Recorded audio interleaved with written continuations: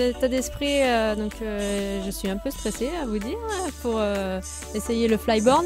Mais je pense que ça va être c'est un concept assez sympa et assez fun qui pourrait être accessible à plusieurs personnes telles que des filles. Donc on va essayer et je vous dirai mes impressions après.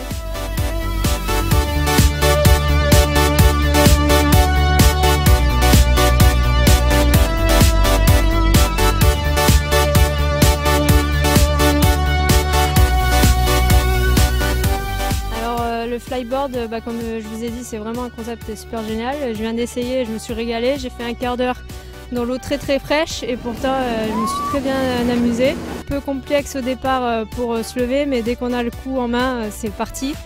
Et c'est super génial, franchement j'adore.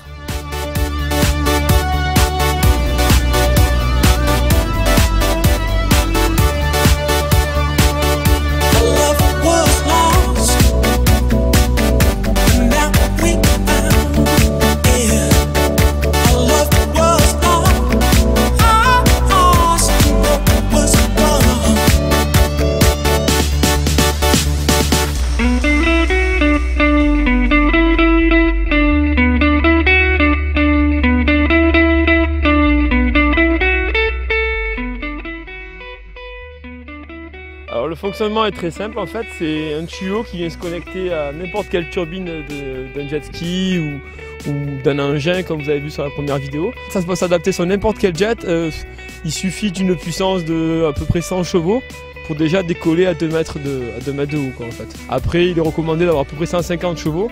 Avec 150 chevaux là vous pouvez atteindre la hauteur maximale du tuyau, c'est-à-dire à peu près 5-6 mètres. Le principe est simple, c'est un tuyau donc on connecte, il y a un système de rotation qui permet en fait de maintenir le tuyau en pendulaire. Il y a un système de rotation ici au niveau du tuyau qui permet que le tuyau ne s'en mêle pas et aussi de pouvoir faire des virages assez facilement. Ensuite vous avez donc là vous pouvez voir les buses principales qui permettent de donner la poussée pour décoller. Et ici vous avez les buses en fait de stabilisation qui viennent se fixer aux mains.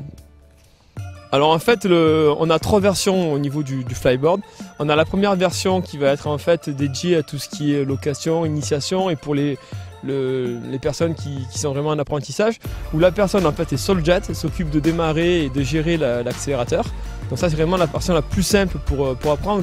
Au moins l'utilisateur de la flyboard n'a pas besoin de gérer la puissance délivrée, il ne gère uniquement la hauteur qu'avec l'inclinaison des pieds. Ensuite on a la deuxième version de la flyboard qui là permet en fait de démarrer, d'avoir un coupe-circuit, d'arrêter le jet depuis la flyboard, mais aussi d'accélérer grâce à en fait un potentiomètre qui passe le long du tuyau. Donc en fait l'utilisateur de la flyboard peut être seul et sans personne sur le jet en fait. Il y en a la troisième version qui sera commercialisée que dans 1 an ou 2, où là carrément on a construit en fait un engin qui est ni plus ni moins équipé d'un moteur marin comme un jet et d'une turbine, mais monté directement à l'envers pour pouvoir propulser l'eau directement dans le tuyau vers l'avant, qui n'est pas conçu pour prendre des vagues comme un jet, donc beaucoup plus léger, beaucoup plus petit, et du coup on arrive à des performances et des vitesses de vol beaucoup plus importantes. Avec un jet en 250 chevaux, vous allez atteindre à peu près 25 km/h, là on arrive avec l'autre engin à atteindre à peu près 40 km/h.